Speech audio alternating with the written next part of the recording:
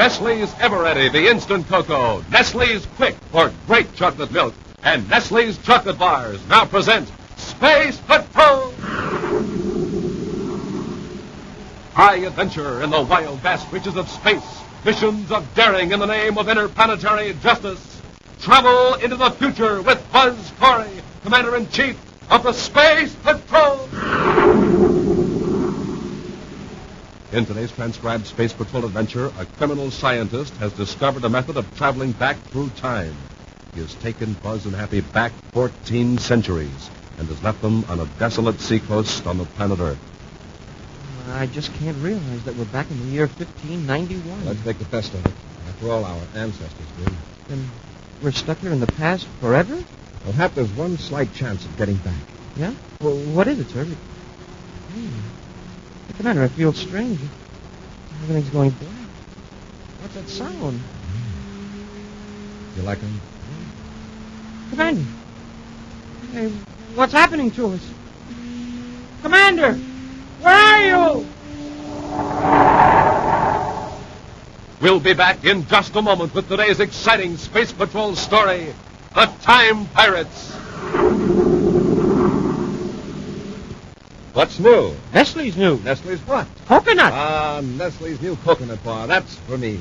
You have to eat one to believe there could be such a wonderful flavor combination. Just imagine. Thick, rich, smooth milk chocolate, crammed to the edges with fresh toasted coconut. It's such fun to eat, too, because it gets crisper with every bite. Care to add anything to that, Hap? Hap, Cadet Happy, will you please answer? Oh, well, golly, Commander, I'm sorry. You know what happens to me when you start talking about Nestle's new coconut bar? I just close my eyes and leave this planet. Yes, sir, I imagine I'm eating one right then and there. I can just taste that sensational, creamy, rich chocolate and all that super coconut. It's so crisp, so delicious, so... Oops, there I go. Well, that's the way it is, Commander.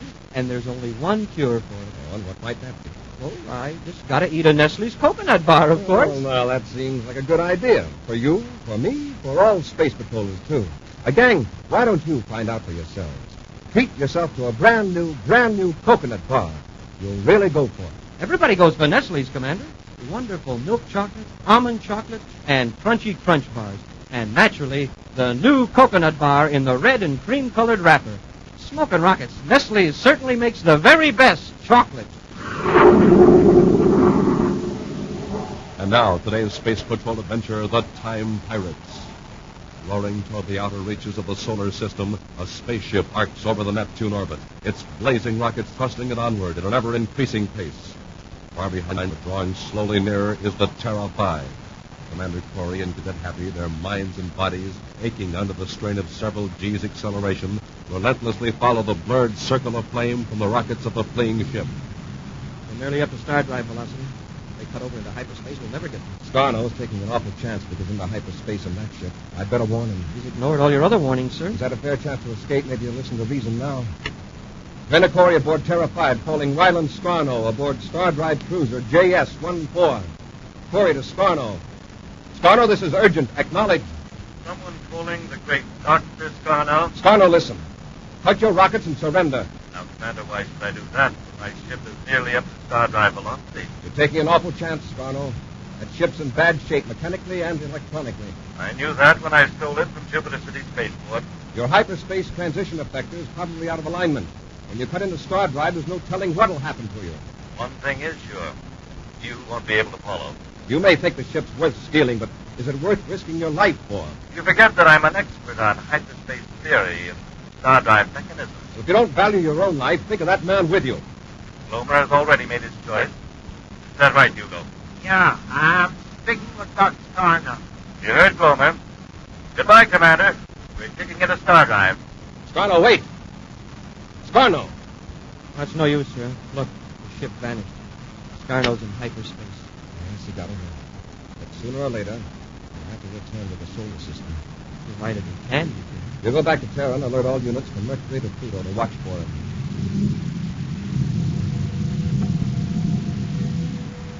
In the control compartment of the stolen Star Drive cruiser, Dr. Scarno and his assistant Hugo Glomer have blacked out as the ship makes the sudden transition from regular three-dimensional space into hyperspace. At last, Scarno regains his senses and shakes his companion. Listen, we're coming out of Stardrive. Yeah. No, I can see streaks of light through the viewport. I'll set up the astrogation instruments. We should emerge about 30 billion DUs beyond Pluto.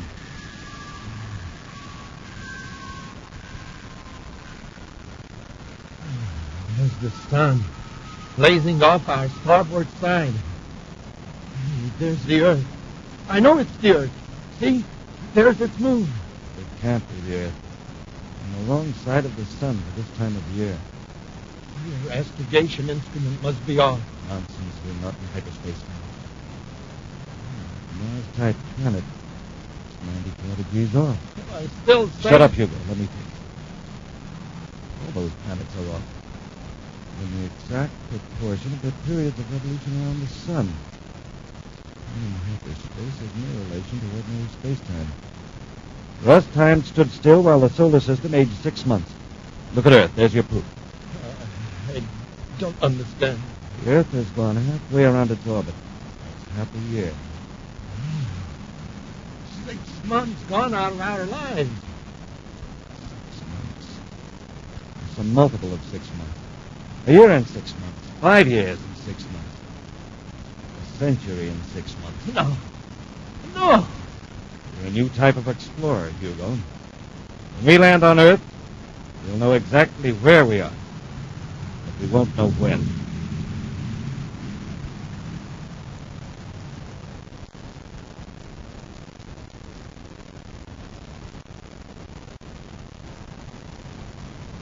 There's no doubt about it now, Hugo. There's Earth, all right. The landmass is the Florida Peninsula. And the city. What happened to the city? And there are no farms, no spaceports, just forest and wilderness. We'll know the answer after we land. I've examined the settings on the hyperspace computer. I think I know what went wrong. The circuits that control the time coordinates are out of alignment. Can you fix them? Yes, I think so. Oh, there's where we'll land. Near the mouth of that river. I'm all confused. Tell me what's going on. Later, Hugo. Just keep your head and trust me.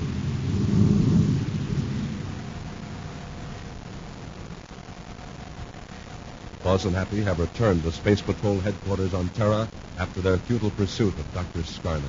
Scarno will probably try to contact some of his accomplices by hyperspace communication, Captain. Our monitoring stations will notify us if any unidentified signals are picked up. Yeah, but we can't get a fix on Scarno from the hyperspace signal. And it'll probably be in code, too. You know he's alive. We may be able to locate his Confederates and set a trap. I've already got a line on one likely suspect. Who, sir? Scarno has had dealings with a third Bristol who operates a small private spaceport in the Andes Mountains in South America on the planet Earth. It's a good hideout, all right. This tie-in of Bristol with Dr. Scarno may be the break we need. First, we know that Scarno has legitimate spaceport for repairs. And it does need repairs. Yes, immediately. In fact, Scarno may have set a hyperspace vector for Earth when he cut into Stardrive. Well, he may be at Bristol Spaceport right now repairing the Stardrive controls. He isn't. There's a good chance he'll show up there very soon. Happy we're blasting off for Earth to check up on Mr. Bristol. Meantime, Dr. Scarno and Hugo Glomer have landed their ship near the mouth of a river. Carrying empty water containers, they climb a grassy knoll that slopes down toward the sandy beach a quarter of a mile away. Look, Doc. I kept quiet all the time you were working on a hyperspace computer. Now, will you tell me what year we're in? I don't know whether your mind could stand the shock, Hugo. But first, let me assure you I've repaired the computer and the control mechanism. We can return to our proper period of time whenever we choose. All right. Let's have it. Remember you asked what happened to the cities of North America? They have not been destroyed. They have not yet been built. They are now in the latter part of the 16th century. We've gone back into the past? More than 1,400 years back. From the 30th century back to about 1591. But can we return? Are you sure you can get us back to the 30th century? What's the rush? We're safe here. Mandalore hasn't been born yet, and won't be for 14 centuries. Between the river, the see, in those woods over there, we'll find plenty of fish and game to eat. Dr. Scarno, Hugo. Get down. No. They're running toward the beach. Coming down the river? From the sea. Must be a ship out there. Why didn't we see it when we came in for a landing? We've been down 3 hours. The ship may have been hidden in the cove. Those men, what did they look like? What is it? They're dragging the rowboat up on the sand. See that ship? It's down the beach. The rest of it is hidden by a big rock. Raise your head a little, Hugo, and you can see. Sailing ship. Naturally. Steamships won't be invented for more than 200 years. It's a Spanish galleon, Hugo. Spanish galleon. Now, do you believe this is 1591? Could be a dream. It's real, all right. There's men climbing out of the rowboat now. They're carrying something heavy, a big box of some kind. Some shovels. We have the binoculars. No. Hugo, they're pirates. They're burying their loot. Treasure they've stolen from other ships. They're burying it here. Us. Doc, you're talking awfully strange. Well, what will they do? Then they'll go back to the ship and sail away. We'll dig it up. What good is it going to do us? Don't you see? Take it back to the 30th century.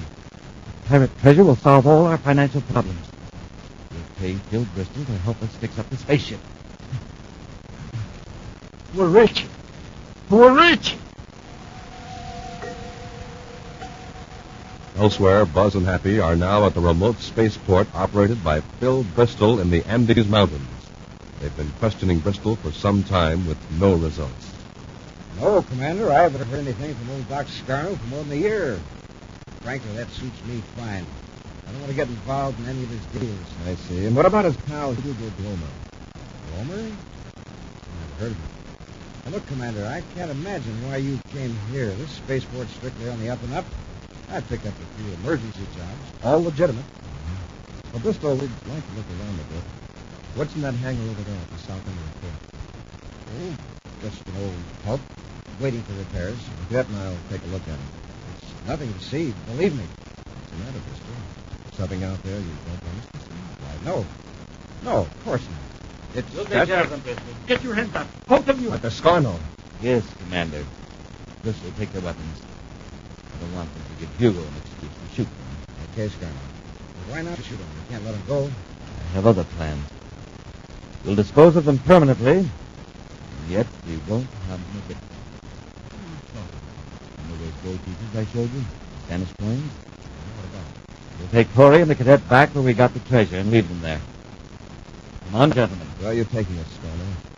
Oh, you like it? The sun is warm and the sea is beautiful. And someday a ship may come along and take you aboard. And then we'll be right back on your trail, Scarno. No, you won't. The ship, if any, will be a Spanish galleon. Galleon? I'll be safe to be forever. We're going back 1,400 years. Being marooned, Corey, like the ancient pirates maroon their enemies.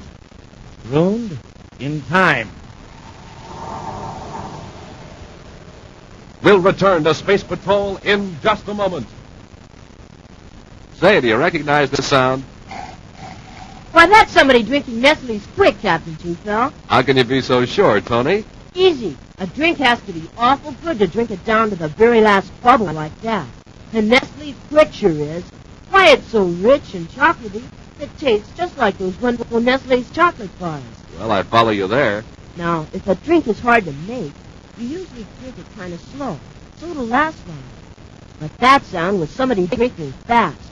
And on account of you can make yourself a glass of Nestle's quick, so fast, and start all over again. Us kids don't mind drinking it down in a hurry. So it had to be Nestle's quick. Tony, you're absolutely right. Nestle's Quick is so quick. In fact, it makes itself.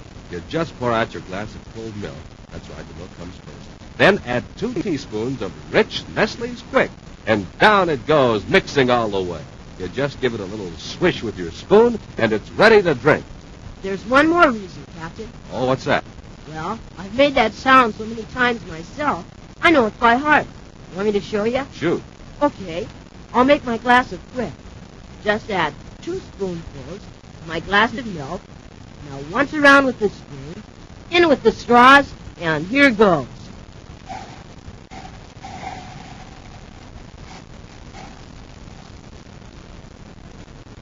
Well, sure enough. That's the happy drinking you get only when you get delicious Nestle's Quick in the bright brown and yellow can. Try some right away. Quick makes milk taste like a million. You'll see. That's Nestle's Quick. And now, back to our Space Patrol adventure, the Time Pirates. At a spaceport high in the Andes Mountains on the planet Earth, the port manager, Phil Bristol, tells Buzz and Happy he knows nothing about Dr. Scarno and Hugo Glomer, who have stolen the Star Drive ship. Suddenly, Scarno and Glomer emerge from hiding, disarm the space patrollers, and threaten them with a strange fate. Buzz and Happy are to be taken back 1,400 years in time and left on a deserted coast of America in the late 16th century. Well, gentlemen, I see you've survived your first trip back through time. We are now back in the year 1591. It's funny.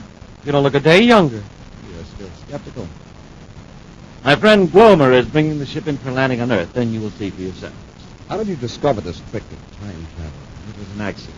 The hyperspace computer was out of adjustment. Now I can control it. However, to avoid error, I'm returning to the exact moment of time of our previous trip. You're going to leave us here? Yes. I'll be rid of you. Yet I'll have committed no crime. There's no law against transporting people back in time. Is there, Commander? Yeah. Scarno, how long after the pirates buried the treasure did you and Hugo dig it up? We waited till they got back aboard their galleon and sailed out of sight. About 2 hours, I suppose. Why? Do you know the exact time they buried it? It was noon.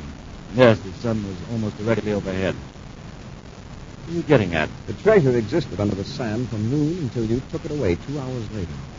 But what would happen if, on this trip, you dug it up 1 hour earlier? I'd have 2 treasures. Huh? But there's only one treasure. Yes, it's aboard this ship. But we're going back in time. We'll see the pirates bury their gold at noon, like rerunning a film. But this time we'll get there sooner. Beat ourselves to it, so to speak. We'll have 2 identical treasures. On second thought, it won't work. No, Scarno. It will. It's got to. But common sense... Common sense.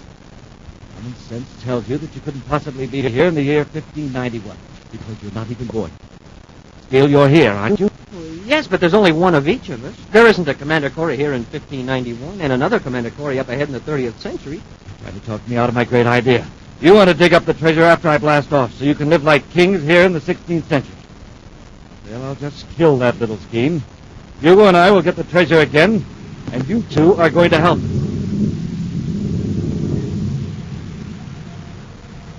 Dr. Scarno carefully repeats the exact landing procedure of his previous trip to the year 1591.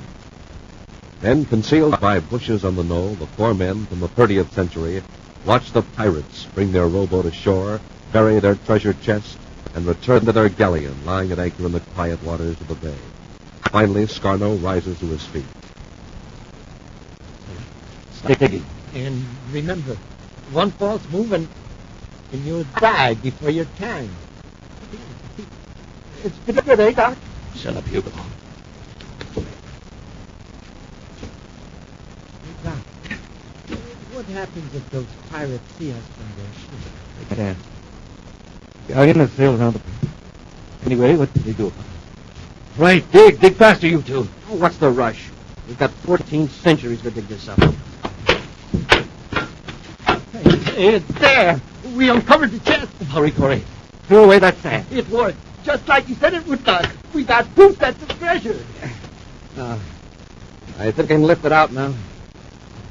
Got no shovels. Haul out the chest. It's sure heavy. Hugo, I've got another idea. You can dig up the same treasure twice. Why not 3 times or 4 times? Come back again, 15 or 20 minutes early. Well, you're going to be bumping into the pirates if you keep it out. Keep it. Fill in that hole, level it out smooth. And don't forget the shovel. Corey, yes. Get that treasure to the ship.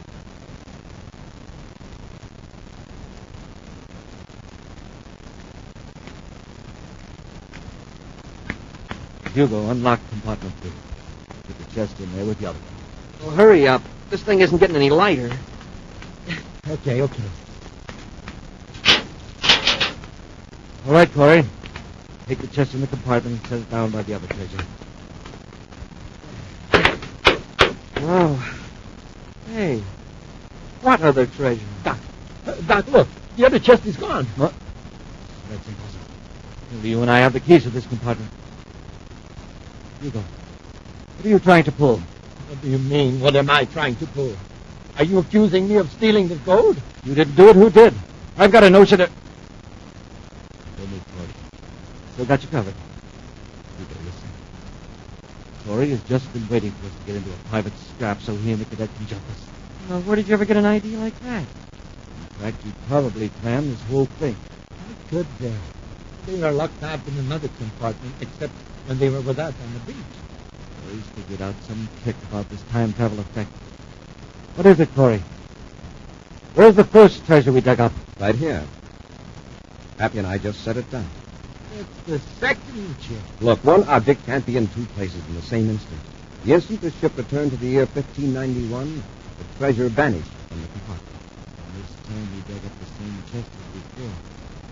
Only half an hour sooner, that's it. Of course, if you took the chest ahead to the 30th century and left it there, and then came back... You got it. See, Scarno? Our spaceship is a time machine. If the gold isn't in the time machine, it couldn't return to 1591. It would stay in the future with Bristol. It's a possibility, Scarno. Yes, let's try. If you thought this up so we take you back to the 30th century, you're mistaken. Corey, you and the cadet are staying here. Hugo, get them out of the ship. We're blasting off. Left behind on the desolate coast in the year 1591, Buzz and Happy watched the ship blast off into space on its strange journey into the future.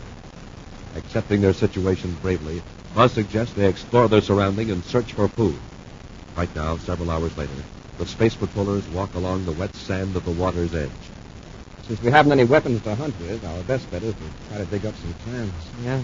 Looks like there are a couple of Robinson Crusoes over here. Let's try this spot. Let's start digging, Hap. Why are you watching the sky?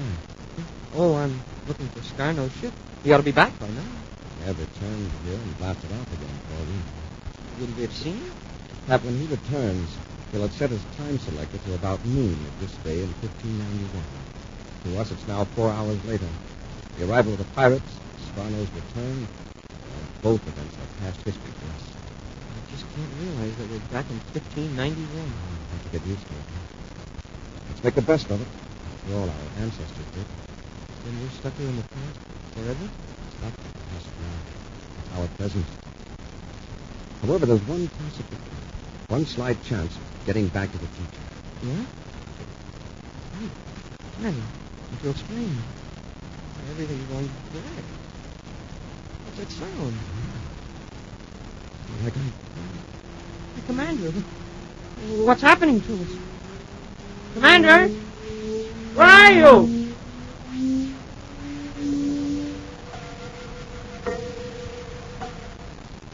As Scarno lands his spaceship in the now familiar hollow between the low rolling hills, the sun is high overhead. The Spanish galleon rolls gently at anchor in the bay, its pirate crew unaware that pirates of the future are waiting to steal their plunder. All right, Hugo, get the shovels out of the tool compartment. Okay, Doc. What time did we hit the beach this trip? 1 hour and 15 minutes past noon. You don't suppose there's any chance of Corey and the cadets spoiling our show? How could they? 4 hours into the future. They could no more interfere with us than you could change last week's weather. I see. I have a feeling that this time it's going to work. The treasure we left with Bristol will stay in the 30th century. Now, we dig up the duplicate the pirates are about to bury. And we have 2 treasures. Yes, I know. I'll get the shovels. Get Scarno, Happy. I'll handle Hugo. Yes, sir.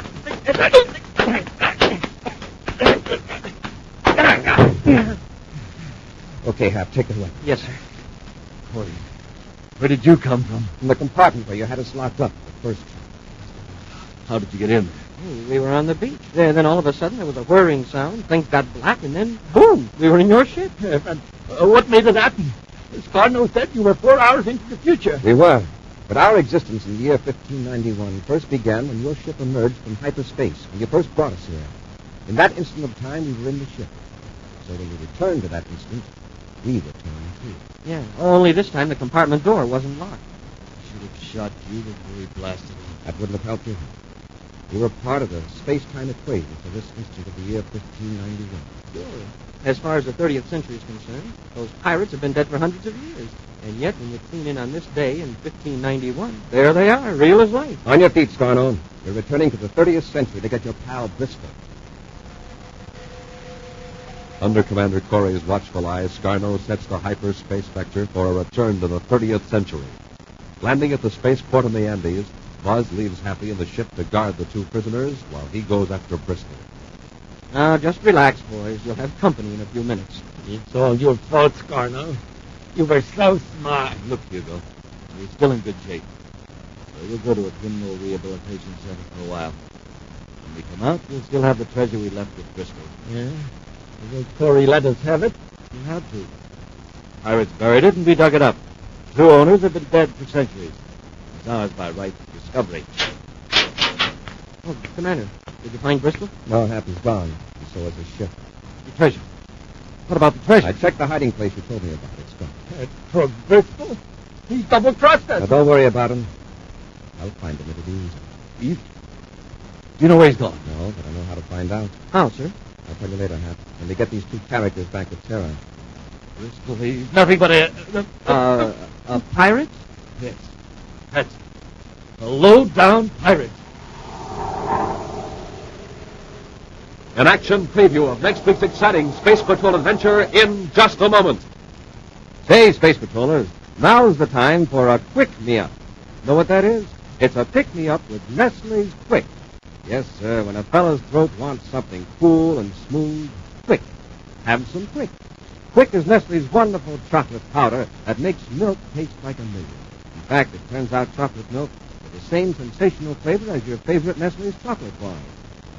That's real terrific chocolate. Rich, smooth, and plenty delicious. And Nestle's Quick is such a cinch because it practically makes itself. After you pour yourself a glass of milk, just add 2 spoonfuls of Quick. It starts to mix itself, and you just pump it along with a little stir. Then taste it. See if you don't agree with all us Space Patrollers. There's nothing like a delicious Quick Me-Up. Ask Mom to get you some Nestle's Quick in the brown and yellow can. And now, a preview of next week's exciting Space Patrol adventure. Buzz and Happy have entered a laboratory on the planet Mars to capture a criminal. With ray guns drawn, they advance toward their foe, who suddenly darts behind a high-frequency generator. He's trying to get out the door, Commander. After him, Hap, before he gets away. Yes, sir. I can't move. We're in a high-voltage field. Throw down your gun. I can't. Be with us again next week for the thrilling Space Patrol story, Voyage to the Future. Space Patrol, created by Mike Moser, starring Ed Kemmer as Commander Corey and Len Osborne as Cadet Happy, was written by Lou Houston, produced and directed by Larry Robertson, executive producer Helen Moser. Other players were Ken Mayer, Norman Jolly, Bela Kovach, and Tony Sides. Dick Dufell speaking. This week's Space Patrol was brought to you by Nestle's Eveready, the instant cocoa, Nestle's Quick for great chocolate milk, and famous Nestle's chocolate bars. This program is broadcast for Armed Forces overseas through the worldwide facilities of the Armed Forces Radio Service. Space Patrol came to you transcribed from Hollywood. This is ABC Radio Network.